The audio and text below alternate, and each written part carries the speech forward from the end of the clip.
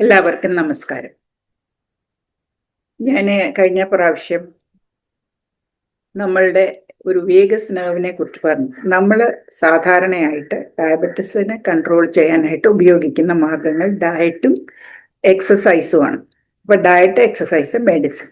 അപ്പൊ ഇതല്ലാതെ നമ്മളുടെ ഡയബറ്റിസ് കൺട്രോൾ ചെയ്യാനായിട്ട് പ്രധാനമായിട്ടുള്ള ഒരു കാര്യമാണ് നമ്മളുടെ എല്ലാ സിസ്റ്റമിനെ കൺട്രോൾ ചെയ്യുന്ന, ഈ എൻറ്റയർ ഡൈജസ്റ്റീവ് സിസ്റ്റത്തിനെ കൺട്രോൾ ചെയ്യുന്ന നെർവ്സിന്റെ ഹെൽത്ത്. കാരണം they are the messengers from the brain to the body and from the body to the brain. കാരണം നമ്മുടെ എല്ലാ സിസ്റ്റംസും കൺട്രോൾ ചെയ്യുന്നത് നമ്മളുടെ ബ്രെയിനാണ്. അപ്പൊ ഇതാണ് കഴിഞ്ഞ തവണ പറഞ്ഞത്. ഇനിയും ലാസ്റ്റായിട്ട് ഞാൻ പറയാൻ പോകുന്ന വേറൊരു ആസ്പെക്റ്റാണ്. അതെന്താണെന്ന് പറഞ്ഞാല് നമ്മളുടെ മൈൻഡാണ്. അതും ബ്രെയിനുമായിട്ട് കണക്റ്റഡ് ആണ്. നമ്മളുടെ മൈൻഡ് എന്ന് ഞാൻ പറയുമ്പോൾ നമ്മുടെ ഫീലിങ്സ്, നമ്മുടെ ഇമോഷൻസ്, നമ്മുടെ ആറ്റിറ്റ്യൂഡ്സ്, ഇതെല്ലാം ഡയബറ്റീസുമായിട്ട് വളരെയധികം കണക്റ്റഡ് ആണ്. നമ്മളുടെ സ്റ്റേറ്റ് ഓഫ് ബ്ലഡ് ഷുഗർ ആണ് ഞാൻ ഈ ഡയബറ്റിസ് എന്ന് പറയുന്നത്. നമ്മളെല്ലാവരും ഡയബറ്റിസിനെ ബ്ലഡ് ഷുഗർ ലെവലുമായിട്ട് ഐഡന്റിഫൈ ചെയ്തിരിക്കുന്നത് കൊണ്ട് ബ്ലഡ് ഷുഗർ ലെവൽ കൺട്രോൾ ചെയ്യുന്നത് ഡയബറ്റിസ് കൺട്രോൾ ആണ് എന്നാണ് നമ്മൾ ധരിക്കുന്നതും ആ ബ്ലഡ് ഷുഗറിനെ താഴ്ത്തി വെക്കാനുള്ള മരുന്നുകൾ കഴിക്കുകയും ചെയ്യുന്നതും. പക്ഷെ അത് ഒരു പൂർണ്ണമായ ഡയബറ്റിസിനെ കുറിച്ചുള്ള പിക്ചർ അല്ല. ഒരുപാട് കാലം ഇനിയിപ്പോ മൈൻഡിന്റെ കാര്യം പറയാം. സ്ട്രെസ്, അതാണ് നമ്പർ 1 കോസ്. നമ്പർ 1 ആയിട്ട് ഈ സ്ട്രെസ്, പ്രൊലോങ്ഡ് സ്ട്രെസ്സസ്. നമ്മൾ സ്ട്രെസ് എന്താണെന്ന് അറിയാമല്ലോ. നമ്മൾക്ക് എന്തോ ആപത്ത് വരാൻ പോകുന്നു എന്നുള്ള ഒരു ചിന്തയാണ് ഈ സ്ട്രെസ്. ആപത്ത് വരാൻ പോകുന്നു എന്നല്ല, നമ്മൾ ഒരു ചാലഞ്ചിനെ ഫേസ് ചെയ്യാൻ പോകുന്നു എന്നുള്ള ഒരു ഫീലിംഗ് ആണ് നമ്മൾ ഈ സ്ട്രെസ് എന്ന് പറയുന്നത്. ഇന്ന് എൻ്റെ ഓഫീസിൽ ഇൻസ്പെക്ഷൻ ഉണ്ട്. എല്ലാം റെഡി ആയിട്ടുണ്ടോ, റെഡിയാക്കി വെച്ചെങ്കിലും ഞാൻ വല്ലതും മിസ് ചെയ്തു എന്നൊക്കെ ചിന്തിച്ചുകൊണ്ട് നമ്മൾ ഓഫീസിലേക്ക് ഓടിപ്പോകും. അപ്പോൾ പല കാര്യങ്ങൾ വീട്ടിലേത് ശരിയായെന്നും കാണത്തില്ല. അപ്പൊ അതൊക്കെ ഓരോ സ്ട്രെസ്ഫുൾ സിറ്റുവേഷൻസ് ആണ്. ആ സ്ട്രെസ് നമ്മൾക്ക്, നമ്മുടെ ശരീരം അതിനെ, നമ്മുടെ തലച്ചോറ് അതിനെ പെർസീവ് ചെയ്യുന്നത് എങ്ങനെയാണ്? നമ്മൾക്ക് എന്തോ ഒരു ആപത്ത് ഉള്ള സിറ്റുവേഷൻ ഫേസ് ചെയ്യേണ്ടതായിട്ട് വരും. അപ്പോൾ അത് ഫേസ് ചെയ്യണമെങ്കിൽ നമ്മുടെ ശരീരത്തിന് നല്ല എനർജി വേണം. ആ എനർജിക്ക് വേണ്ടി ശരീരത്തിന് എന്താണ് വേണ്ടത്? ഗ്ലൂക്കോസ് വേണം. അതുകൊണ്ട് ഇത് നമ്മുടെ തലച്ചോറും നമ്മുടെ സബ് കോൺഷ്യസ് മൈൻഡും ഇതൊക്കെ മനസ്സിലാക്കുന്നത് ഇങ്ങനെയാണ്. അപ്പൊ അത് എന്ത് ചെയ്യുമെന്ന് പറഞ്ഞാൽ നമ്മളുടെ ഷുഗർ ഹൈ ആയിട്ട് തന്നെ നിലനിർത്തും. അത് ചില ഹോർമോൺസിനെ ബാലൻസ് ചെയ്താണ് അതങ്ങനെ ചെയ്യുന്നത്. അപ്പൊ ഈ തോട്ടം നമ്മുടെ നെർവസ് സിസ്റ്റം അറിഞ്ഞ്, നമ്മളുടെ ബ്രെയിൻ അറിഞ്ഞ്, അത് ബ്രെയിന് നമ്മുടെ നെർവ്സിൽ കൂടെ നമുക്ക് മെസ്സേജ്, നമ്മുടെ ഓർഗൻസിനൊക്കെ ഹോൾഡ് സിസ്റ്റത്തിന് മെസ്സേജ് കൊടുക്കും. ഇനി ഓടാനും ഫൈറ്റ് ചെയ്യാനുമുള്ള എനർജി കാണണം. അതിന് വേണ്ടിയിട്ട് ലിവർ ഷുഗർ അബ്സോർബ് ചെയ്യത്തില്ല, ഷുഗർ പ്രൊഡ്യൂസ് ചെയ്യും. പാൻക്രിയാസിന്ന് പ്രൊഡ്യൂസ് ചെയ്യുന്ന ഇൻസുലിൻ്റെ ആക്ഷൻ ഇൻസുലിൻ ലെസ് ഇഫക്റ്റീവ് ആകും എന്നാണ് പറയുന്നത്. അപ്പൊ ഇങ്ങനെ സ്ട്രെസ് റെസ്പോൺസ് വരുമ്പോൾ ഷുഗർ ഹൈ ആയിട്ട് നിൽക്കും. അങ്ങനെ എലിവേറ്റഡ് ആയിട്ട് നമ്മൾ എപ്പോഴും അണ്ടർ സ്ട്രെസ് ആണെങ്കിൽ ഈ ഹൈ ലെവൽ നമ്മളുടെ നോർമലായിട്ട് മാറും. എന്ന് നോക്കിയാലും എൻ്റെ ഫാസ്റ്റിക് ഷുഗർ 140 to 150 അത് 120 ഒക്കെ ആകണമെങ്കിൽ, 90 ഒക്കെ ആകണമെങ്കിൽ ഞാനൊരു 36 മണിക്കൂർ ഫാസ്റ്റ് ചെയ്താൽ അതാവും. അല്ലാതെ ഞാൻ രാത്രി കഴിക്കാതെ ഇരുന്നാൽ പോലും എനിക്ക് ആ 140 എത്തിയിരിക്കും. രാത്രിയിൽ നല്ല ഒരു ഹൈ കാർബ് കഴിച്ചാലും അത് 140, 147, 150 അങ്ങനെ പോകും. അതേസമയം ഞാൻ ഒന്നും കഴിച്ചില്ലെങ്കിലും അത് 147 തന്നെ നിൽക്കും. പക്ഷെ അടുത്ത ദിവസം 2 ദിവസമൊക്കെ ആകുമ്പോൾ ലിവറിനകത്ത് സ്റ്റോർ ചെയ്തിരിക്കുന്ന ഗ്ലൂക്കോസ് കുറയുമ്പോൾ, ലിവറിന് ഇങ്ങനെ റിലീസ് ചെയ്യാൻ പറ്റാതെ വരുമ്പോൾ ഷുഗർ താഴും. അത് അങ്ങനെ ചെയ്യണം എന്നല്ല ഞാൻ പറയുന്നത്. ഇങ്ങനെ നമ്മൾ എന്നും ഹൈ ആയിട്ടിരിക്കുന്ന ഒരു സിറ്റുവേഷൻ മൈൻഡിൽ കൂടെ പോകുമ്പോൾ നമ്മളുടെ ഷുഗർ ലെവൽ എപ്പോഴും ഹൈ ആയിട്ട് മെയിൻറ്റെയിൻ ചെയ്ത് ബോഡി ശീലിക്കും. രണ്ടാമത്, നമ്മൾ എപ്പോഴും സ്ട്രെസ്ഡ് ആണെങ്കിൽ നമുക്ക് ആങ്സൈറ്റി ഡെവലപ്പ് ചെയ്യും. ആങ്സൈറ്റി എന്ന് പറഞ്ഞാൽ എന്താ? ആങ്സൈറ്റി എന്ന് പറയുമ്പോൾ എന്തോ സംഭവിക്കും, എന്താണെന്നൊന്നും അറിയണമെന്നില്ല, എന്തോ സംഭവിക്കും എന്നുള്ള ഒരു, എപ്പോഴും അങ്ങനെയുള്ള ഒരു ഫീലിംഗ് ആണ് ആങ്സൈറ്റി. നമ്മൾ സ്ട്രെസ് ആയിട്ടും ആങ്ഷ്യസ് ആയിട്ടും ഇരിക്കുമ്പോൾ പറ്റുന്ന നമ്മൾ worry, fear, being on the edge, ഇപ്പൊ വല്ലവരും വന്ന് വല്ലതും ചോദിക്കുമ്പോൾ ദേഷ്യപ്പെടുക ഒക്കെ ചെയ്യുന്നത് നമ്മൾ ആങ്ഷ്യസ് ആയിട്ട് ഇരിക്കുന്നതുകൊണ്ടാണ്. ആ വറി എപ്പോഴും മനസ്സിലൊരു അജ്ഞാത വറി തന്നെ ഉണ്ട്, എനിക്കും ഉണ്ട്. പിന്നെ അതിനെ അനലൈസ് ചെയ്ത് നോക്കുമ്പോൾ നമുക്ക് അതെല്ലാം ഉപേക്ഷിക്കാൻ പറ്റും. അപ്പോൾ സ്ട്രെസ് നമ്മുടെ ജീവിതത്തിന്റെ ഭാഗമാണ്. ഞാൻ പറഞ്ഞ പോലെ ഓഫീസിൽ ഇൻസ്പെക്ഷൻ ഉണ്ട്, അല്ലെ പിള്ളേരുടെ പരീക്ഷയ്ക്ക് പഠിപ്പിക്കാനുണ്ട്, ജോലിക്കാരി വന്നില്ല, അതൊക്കെ സ്ട്രെസ്. ആങ്സൈറ്റി എന്ന് പറഞ്ഞാൽ എപ്പോഴും നമ്മൾ എന്തോ വരും, ഇന്ന് ചിലപ്പോൾ അവർ വരത്തില്ലായിരിക്കും, ജോലിക്കാരി വരത്തില്ലായിരിക്കും, ഇന്ന് ബസ് കിട്ടത്തില്ലായിരിക്കും, അല്ലെങ്കിൽ ഇന്ന് റോഡിൽ ബ്ലോക്ക് ആയിരിക്കും, ഇങ്ങനെയൊക്കെയുള്ള ചിന്തകൾ ഇങ്ങനെ നമ്മൾ ആങ്ഷ്യസ് ആൻറ്റിസിപ്പേഷനിലൊക്കെ ഇരിക്കും. അപ്പോൾ ഡയബറ്റിസ് മാനേജ് ചെയ്യണമെങ്കിൽ നമ്മൾ സ്ട്രെസ് ഫ്രീ ആകാൻ ഒക്കത്തില്ല. ജീവിതത്തിന്റെ ഭാഗമാണ്. സ്ട്രെസ്സും ആങ്സൈറ്റിയും കൺട്രോൾഡ് ആകണം. അത് മാത്രമല്ല, ഡയബറ്റിസ് നമുക്ക് സ്ട്രെസ്സും ആങ്സൈറ്റിയും ഉണ്ടാക്കും. എന്തുകൊണ്ട്? ഡയബറ്റിസ് നമ്മൾ ഇന്ന് എന്ത് കഴിക്കും? എല്ലാവർക്കും ഇഡ്ഡലി ഉണ്ടാക്കി, ഞാൻ ഇഡ്ഡലി കഴിക്കുമ്പോൾ എൻ്റെ ഷുഗർ കൂടും, അപ്പൊ ഞാൻ ഇന്ന് എന്ത് കഴിക്കും? ഇങ്ങനെയൊക്കെയുള്ള ചിന്തകളും, പിന്നെ ഷുഗർ ഇന്ന് എന്തായിരിക്കും, നമ്മൾ ടെസ്റ്റ് ചെയ്യാൻ പോകുന്നത് ആങ്സൈറ്റിയോടെയും സ്ട്രെസ്ഡ് ആയിട്ടും രാവിലത്തെ എല്ലാം എടുത്ത് വെച്ചിട്ട് ഓടി ഫാസ്റ്റിംഗ് ഷുഗർ നോക്കുമ്പോൾ അത് ഹൈ ആയിട്ട് തന്നെ ഇരിക്കും. അപ്പൊ സ്ട്രെസ് റേസസ് ബ്ലഡ് ഗ്ലൂക്കോസ്, കേട്ടോ. അതുപോലെ ആങ്സൈറ്റിയിൽ എപ്പോഴും ഇരിക്കുന്നത് അതങ്ങനെ ഹൈ ആയിട്ട് നിർത്തും. ഒരു മൈൻഡ് ബോഡി കണക്ഷൻ ഉണ്ട് എന്നുള്ളതാണ് ഇതിന്റെ സത്യം. ഇതിന്റെ the essence is that mind influences body and body influences mind. അപ്പൊ നമ്മുടെ മൈൻഡ് ആദ്യം കാം ആൻഡ് കൂളായിട്ട് വെച്ചാലേ നമുക്ക് ബോഡിയുടെ ഇൽ ഹെൽത്തിനെ നന്നാക്കാനായിട്ട് ശ്രമിക്കാൻ പറ്റുകയുള്ളൂ. അപ്പൊ നമ്മൾ സ്ട്രെസ്ഡ് ആൻഡ് ആങ്ഷ്യസ് ആകുമ്പോൾ എന്ത് പറ്റും? നമ്മൾ സ്ട്രെസ്ഡ് ആയിരിക്കുമ്പോൾ നമുക്ക് നല്ലതുപോലെയുള്ള ഡയബറ്റിസ് കൺട്രോൾ മെഷേഴ്സ് ചെയ്യാൻ പറ്റുകയില്ല. ഇങ്ങനെ വിഷമിച്ചിരിക്കുമ്പോൾ എനിക്ക് വേണ്ടി തന്നെ വല്ലതും ചെയ്യാനൊക്കെ മടിയായിരിക്കും. വിഷമിച്ചും വറി ചെയ്തും ഇരിക്കുമ്പോൾ നമ്മൾ അത്യാവശ്യം ചെയ്യാവുന്ന കാര്യങ്ങൾ ചെയ്തിട്ട് ബാക്കിയുള്ളവ നമ്മൾ വിടും. അപ്പോൾ നമ്മുടെ കാര്യങ്ങൾ പലതും സഫർ ചെയ്യും. സ്ട്രെസ്ഡ് ആയിട്ട് ഇരിക്കുമ്പോൾ എക്സസൈസ് ചെയ്യാൻ മടിയായിരിക്കും. അപ്പോൾ ഇന്ന് യോഗ വേണ്ട എന്ന് ഞാനും വിചാരിച്ചു കേട്ടാ, ഇന്ന് ചെയ്തുമില്ല, അതിനിയും പിന്നെ ചെയ്യണം. അപ്പൊ അങ്ങനെ പല കാര്യങ്ങളും നമ്മൾ ചെയ്യേണ്ട കാര്യങ്ങൾ ചെയ്യാതെ ഇരിക്കാനും കാരണമാകും. നമ്മുടെ സ്ട്രെസ് കൊണ്ട് നമ്മൾ അത്യാവശ്യമുള്ള കാര്യങ്ങൾ ചെയ്തിട്ട് നമ്മുടെ കാര്യത്തിന് ലാസ്റ്റായിട്ട് വെച്ച് അത് അത്യാവശ്യം ഇല്ലാത്ത കാര്യമാണെന്ന് വിചാരിച്ച് ചെയ്യുമ്പോൾ നമുക്ക് നമ്മുടെ ഡയബറ്റിസ് സിറ്റുവേഷൻ കൺട്രോൾ ചെയ്യാൻ ഒക്കാതെ വരും. വേറെ ഒരു കാര്യം, ഈ സ്ട്രെസ്, ആങ്സൈറ്റി, ഡയബറ്റിസും കോറിലേറ്റഡുമാണ്. ഷുഗർ ഈ കൂടിയിരിക്കുമ്പോൾ ശരീര അസന്തുലിതാവസ്ഥയിലാണ്. അത് കോർട്ടിസോളും ഒക്കെ നമ്മുടെ സ്ട്രെസ് ഹോർമോൺസ് ഹൈ ആണ്. അപ്പൊ നമുക്ക് നാച്ചുറലായിട്ട് കുറച്ച് ആങ്സൈറ്റി ഒക്കെ വന്നെന്നും ഇരിക്കും. പിന്നെ നമുക്ക് വേറെ അവർ പറയുന്ന ഒരു കാര്യമാണ്, ഒരു വേർഡാണ് ഡയബറ്റിസ് ഡിസ്ട്രെസ്. ഡയബറ്റിസ് ഉള്ള ആളുകളുടെ ഈ കോൺസ്റ്റന്റ് ആയിട്ടുള്ള സ്ട്രെസ് ആൻഡ് ആങ്സൈറ്റി എപ്പോഴും ഡിസ്കറേജ് ആണ്. ഞാൻ എന്ത് ചെയ്തിട്ട് ശരിയാകുന്നില്ല, ഇത് ശരിയാകത്തില്ല, അല്ലെ എനിക്ക് പറ്റത്തില്ല, വറീഡാണ്. പിന്നെ എനിക്ക് കൂട്ടുകാർക്ക് ആർക്കെങ്കിലും ഒരു ഡയബറ്റിസ് ഉള്ളവർക്ക് കോംപ്ലിക്കേഷൻ വന്നു എന്ന് കേൾക്കുമ്പോൾ എനിക്ക് ഭയങ്കര വറിയാണ്, എനിക്കിത് എന്ന് വരും. ഡിസ്ട്രെസ്, ഫ്രസ്ട്രേഷൻ, എന്തൊക്കെ ചെയ്തിട്ടും ശരിയാകുന്നില്ല. ഈ ഡെയിലി ഡയബറ്റിസിന്റെ ഒരു പ്രധാന കാരണം നമ്മൾ ഡെയിലി കെയർ എടുക്കണം. നമ്മൾക്ക് ഭക്ഷണം കഴിക്കാനുള്ളത് എന്നും ഓരോ നേരവും എന്താണെന്ന്, കുടിക്കാനുള്ളത് വെള്ളം കുടിച്ചോ, സമയത്തിന് കുടിച്ചോ, പിന്നെ എക്സസൈസ് അതൊക്കെ ഡെയിലി ആയിട്ട് ചെയ്യണം. പിന്നെ മെന്റൽ ഹെൽത്ത്, നമ്മൾ യോഗയോ മെഡിറ്റേഷൻ, ഇതൊക്കെ ഡെയിലി കെയർ എടുക്കണം. അത് കെയർ എടുക്കണം എന്നൊക്കെ ഉള്ളത് കൊണ്ട് നമുക്ക് ചിലപ്പോൾ ഒരു ഫീലിംഗ് ഓഫ് ഓവർവെൽം എന്ന് പറഞ്ഞ് നമുക്ക് ഈ എല്ലാം ഒരുപാട് എനിക്ക് ഹാൻഡിൽ ചെയ്യാൻ പറ്റുന്നതിലും പ്രഷർ എനിക്കുണ്ട് എന്നൊക്കെ തോന്നി വരും. നമ്മൾ ശ്രമിച്ചിട്ടും റിസൾട്ട് കാണുന്നില്ല, അങ്ങനെയൊക്കെ വിചാരിക്കുമ്പോഴുന്ന ഒരു സിറ്റുവേഷനാണ് ഡയബറ്റിസ് ഡിസ്ട്രെസ് എന്ന് പറയുന്നത്. ആ ഡയബറ്റിസ് ഡിസ്ട്രെസ് ഒക്കെ നമ്മൾക്ക് ഫെമിലിയർ ആണ്. കാരണം പിന്നെ ഡെയിലി ഒരു ചലഞ്ചാണ് ഈ ഡയബറ്റിസ് എന്ന് പറഞ്ഞാൽ. ഇന്ന് എൻ്റെ കൂട്ടുകാർ ഒരു പാർട്ടി വെച്ചു, അപ്പൊ പോകുമ്പോഴേ ഞാൻ ആങ്ഷ്യസ് ആണ്.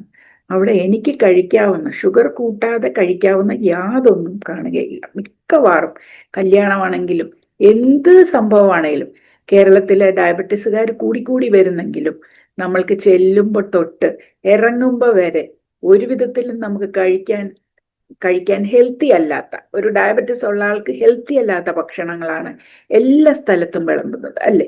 അപ്പൊ അവിടെ ചെന്ന് അതിലും ഇച്ചിരി നുള്ളി തിന്ന് ഇതിലും ഇച്ചിരി നുള്ളി തിന്ന് വരുമ്പോൾ ഷുഗറും കൂടിയിരിക്കും. അല്ലെങ്കിൽ ഇൻസുലിൻ കൂട്ടിക്കുത്തണം. ഈ ഇൻസുലിൻ കൂട്ടിക്കുത്തുന്നത് നല്ലതല്ലെന്ന് ഇന്ന് നമുക്ക് അറിയാം. നമുക്ക് തന്നിരിക്കുന്ന ഡോസ് വെച്ചിട്ട് പോകുന്നതാണ് നല്ലത്. എല്ലാ ദിവസവും നമുക്ക് ഇതുപോലെയുള്ള സിറ്റുവേഷൻ ഉണ്ട്. മിക്കവാറും ഒന്നുകിൽ ഒരാളുടെ ബർത്ത്ഡേ, അല്ലെങ്കിൽ ഒരാളുടെ കൊച്ചിന്റെ ബർത്ത്ഡേ, അല്ലെങ്കിൽ വേറൊരാളുടെ വെഡിങ് ആനിവേഴ്സറി, അല്ലെങ്കിൽ കല്യാണം, അല്ലെങ്കിൽ മാമോദീസ, ഇങ്ങനെ ദിവസവും നമ്മളെ ചലഞ്ച് ചെയ്യുന്ന സിറ്റുവേഷൻസ് നമുക്ക് ഫേസ് ചെയ്യേണ്ടതായിട്ട് വരുന്നു. ഇതൊക്കെയാണ് നമ്മുടെ മൈൻഡിനെ അഫക്റ്റ് ചെയ്യുന്നുണ്ട്. നമ്മൾ എല്ലാ ദിവസവും നമുക്ക് സ്ട്രെസ് സിറ്റുവേഷൻസ് ബാക്കിയുള്ളവരെക്കാളും കൂടുതലായിട്ട് ഫേസ് ചെയ്യേണ്ടിയും വരുന്നു, ബാക്കിയുള്ളവരെക്കാളും കൂടുതലായിട്ട് ഹാൻഡിൽ ചെയ്യേണ്ടിയും വരുന്നു. ഇത് നമുക്ക് ഒരു ദിവസം പോലും മാറ്റിവെക്കാൻ പറ്റുകയില്ല. അതുകൊണ്ട് നമ്മൾക്ക് കോൺസ്റ്റന്റ് ആയിട്ട് ഉള്ള സ്ട്രെസ് നാച്ചുറലായിട്ടുണ്ട്. അപ്പൊ ഇങ്ങനെയൊക്കെ ഉള്ളപ്പോൾ നമ്മൾക്ക് എന്ത് ചെയ്യാൻ കഴിയും? നമുക്ക് എന്തെങ്കിലും ചെയ്തല്ലേ പറ്റുള്ളൂ. ഇത് നമുക്ക് അവോയ്ഡ് ചെയ്യാൻ പറ്റുന്നില്ല. അതിൽ ഒന്നാമത് ചെയ്യാവുന്നത് വറി വരുമ്പോൾ നമ്മുടെ ബ്രീതിങ് വെച്ച് ആ വറി മൈൻഡിനെ കൺട്രോൾ ചെയ്യുക. ഞാൻ പറഞ്ഞിട്ടുണ്ട് ആൻഡ്രൂ വെയിലിൻ്റെ, അതിൽ പലതരം ബ്രീതിങ് ഞാൻ കണ്ടിട്ടുണ്ട്. അത് എല്ലാം നല്ലതാണ്. പിന്നെ നമ്മുടെ ഭ്രമരി പ്രാണായാമം, പിന്നെ അനുലോം വിലോം എന്നൊക്കെ പറയുന്ന ഓൾട്ടർനേറ്റ് നോസ്ട്രൽ ബ്രീത്തിങ് ഒക്കെ നല്ലതാണ്. പക്ഷെ ഏറ്റവും ക്വിക്ക് റിസൾട്ട് തരുന്നത് നമ്മുടെ മൈൻഡിനെ പോകുന്ന ആ സർക്കിളിൽ നിന്ന് എസ്കേപ്പ് ചെയ്യാൻ സഹായിക്കുന്നതും ആൻഡ്രൂ വെയിലിന്റെ 4-7-8 ബ്രത്താണ്.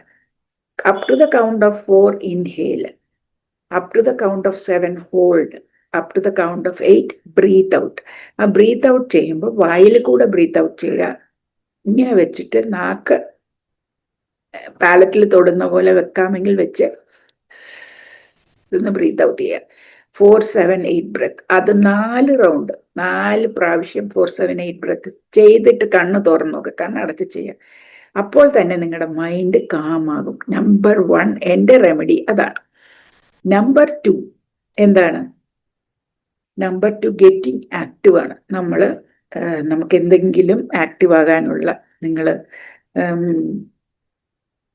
ഓടി നടന്ന് ഗാർഡനിങ് ചെയ്യുകയോ, ടെറസിൽ നടക്കുകയോ, പുറത്ത് പോയിട്ട് പക്ഷികൾക്ക് ഭക്ഷണം കൊടുക്കുകയോ, അല്ലെങ്കിൽ നിങ്ങൾക്ക് ട്രാംപോളിൻ ഉണ്ടെങ്കിൽ അതിൽ 5-6 പ്രാവശ്യം ചാടുകയോ, ഇങ്ങനെ ആക്റ്റീവ് ആകുമ്പോഴത്തേക്കും കുറച്ച് നടക്കാൻ പോവുകയൊക്കെ ചെയ്താൽ നമ്മളുടെ മനസ്സ് കാമാവും. നടക്കാൻ പോകുമ്പോൾ ചുറ്റുമുള്ളതൊക്കെ കണ്ട് നടക്കണം, അല്ലാതെ ആങ്ഷ്യസ് ആയിട്ട് നടന്ന് വല്ലയിടത്തും പോയി ഇടിച്ചു വീഴരുത് അങ്ങനെ.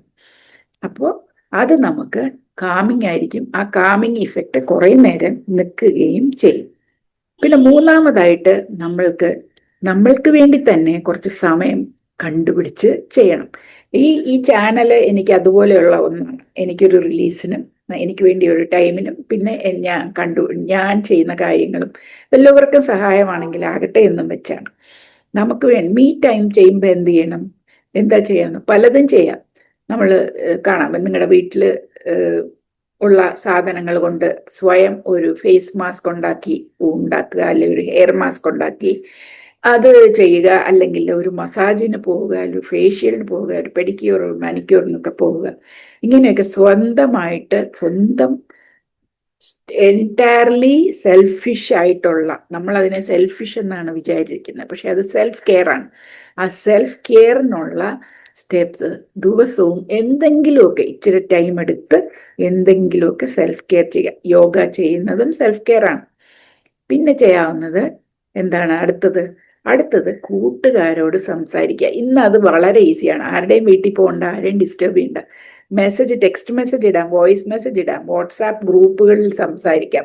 അതൊക്കെ നമ്മുടെ മനസ്സിന് സന്തുലിതാവസ്ഥ കൊണ്ടുവരും. നമ്മൾക്ക് എന്തെങ്കിലും വിഷമം ഉണ്ടെങ്കിൽ ഒരു ഡിസ്ട്രസ് കോളും അയക്കാം. അപ്പൊ അതും നമുക്ക് സഹായിക്കും.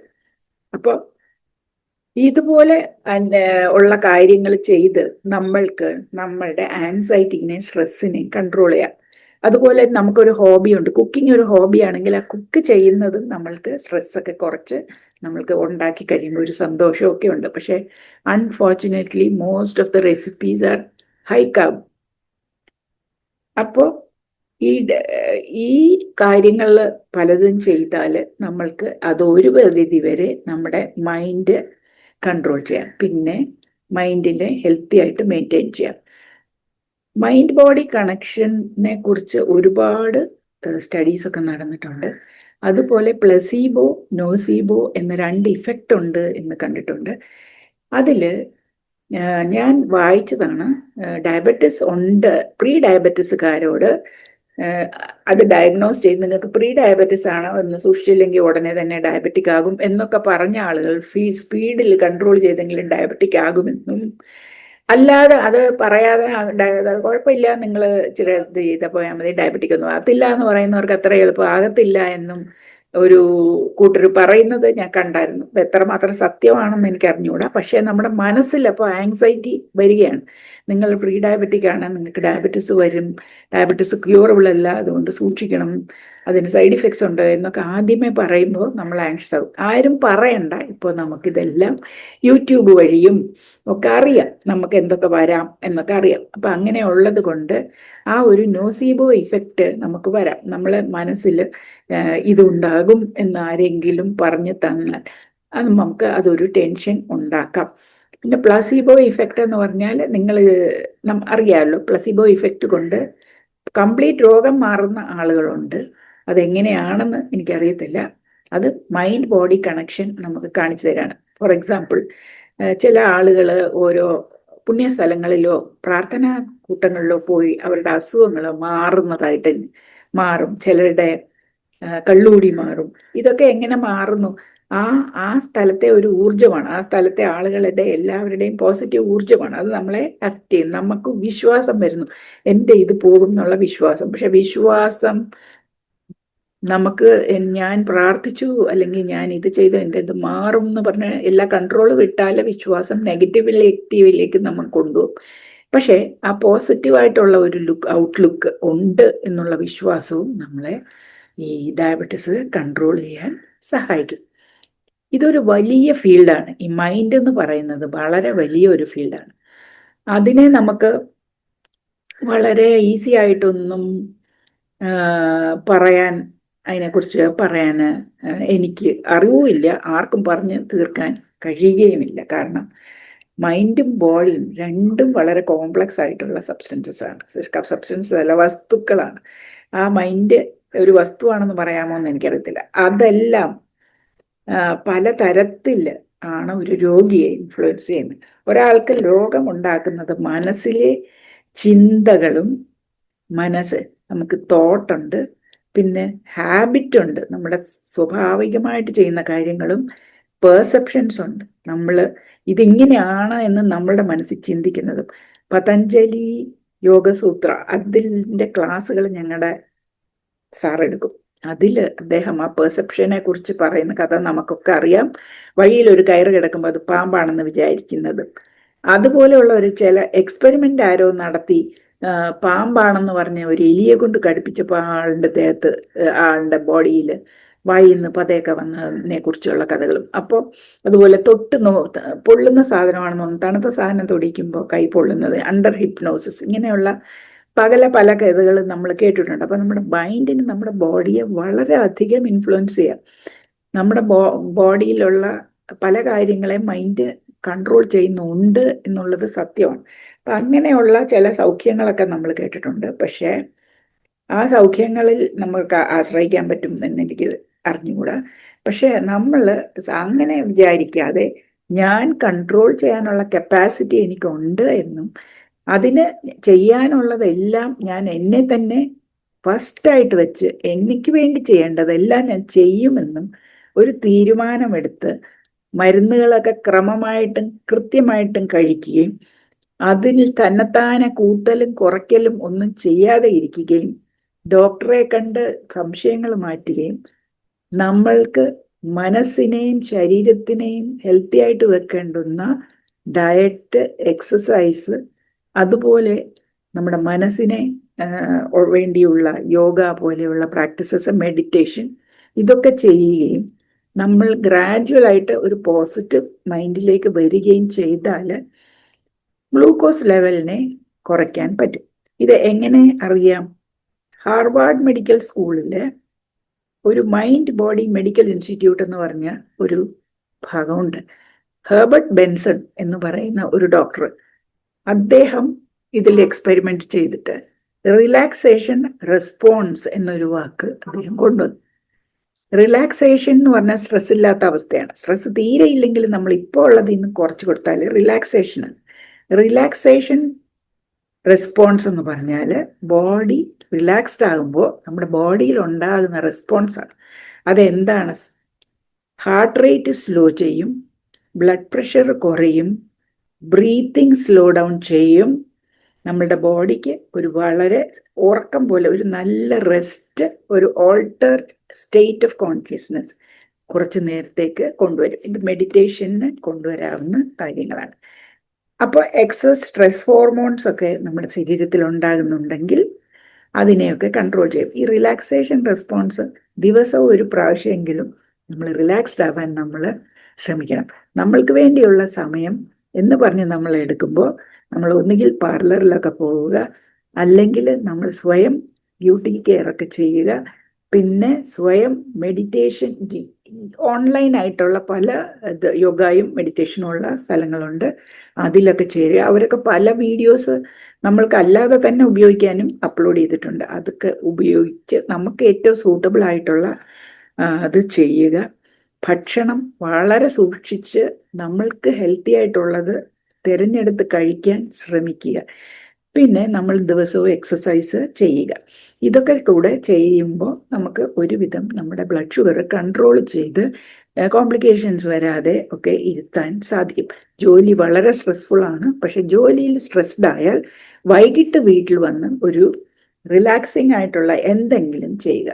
അതിനകത്ത് പലതും ഉണ്ട്, നമുക്ക് അറിയാം. ഇപ്പോൾ മ്യൂസിക് കേൾക്കാം, കോമഡി കാണാം, ഇതുമൊക്കെ നമുക്ക് റിലാക്സേഷൻ കൊണ്ടുവരും. ചിരിക്കുന്നത് വളരെ നല്ലതാണ്. അപ്പൊ ഇങ്ങനെ നമ്മൾ എന്തെങ്കിലുമൊക്കെ ചെയ്ത് നമ്മളുടെ മൈൻഡിനെയും ഹെൽത്തി ആക്കി വെച്ചാൽ മാത്രമേ നമ്മൾക്ക് നമ്മളുടെ ഷുഗർ കൺട്രോൾ ചെയ്യാൻ സാധിക്കുള്ളൂ. നെർവസ് സിസ്റ്റം, മൈൻഡ്, നമ്മുടെ ഫിസിക്കൽ ബോഡിയുടെ മസിൽ ടോൺ പോയാൽ ഷുഗർ കൂടും. ഷുഗറുള്ള എല്ലാവരുടെയും കയ്യും കാലും ഒക്കെ മെലിഞ്ഞു വരും. ഞാനും മെലിഞ്ഞു വന്നിട്ടുണ്ട്. ഈ യോഗ കൊണ്ടൊക്കെയാണ് കുറച്ച് പിടിച്ചു നിൽക്കുന്നത്. യോഗയിൽ അവർക്ക് കുറച്ച് നമുക്ക് എക്സസൈസസ് ഉണ്ട്. അങ്ങനെയൊക്കെ നമ്മൾ നമ്മളെ തന്നെ മെയിൻറ്റെയിൻ ചെയ്യാൻ ശ്രമിക്കണം. ഇത്രയും വർഷം, 7 വർഷത്തെ ഇങ്ങനെ വായിച്ചും ചെയ്തും മനസ്സിലാക്കിയതിൽ നിന്ന് എനിക്ക് ഒരു കാര്യം ബോധ്യമായി. നമ്മൾക്ക് സത്യം പറഞ്ഞാൽ അറിഞ്ഞുകൂടാ ഈ ഡയബറ്റിസ് വരുന്ന വഴി. അത് ഒരു വഴിയേ അല്ല. ഇപ്പോൾ ആരാണ്ടോ ജയിൽ ചാടി എന്ന് പറയുന്നു, ആ വഴിയാണോ ചാടിയത്? എല്ലാവരും കഥ ഓർന്നു കൊടുത്തു, എതിലേ അയാൾ ഇറങ്ങി? അത് നമുക്ക് ഒരുപാട് ക്വസ്റ്റ്യൻസ് ഉണ്ട്. അതുപോലെയാണ് ആ ജയിലിൽ ചാടിയ ആൾ ചാടിയത് എങ്ങനെയെന്നുള്ള ആ മിസ്റ്ററി പോലെയാണ് ഡയബറ്റിസ് എങ്ങനെ വന്നു. കുറേ എനിക്കറിയാം, ഒരുപാട് വർഷത്തെ സ്ട്രെസ്, അൺകൺട്രോൾഡ് ടൈമിലൊന്നും അല്ലാത്ത ഈറ്റിങ്, ലാക്ക് ഓഫ് എക്സസൈസ്, ഇത് മൂന്നും പ്രധാനമായിരുന്നു. അപ്പം മൈൻഡും ഉണ്ട്, ബോഡിയും ഉണ്ട്. അതിൽ മൈൻഡും ബോഡിയും എല്ലാം അസന്തുലിതാവസ്ഥയിലായിരുന്നപ്പോഴാണ് ഡയബറ്റിസ് വന്നത്.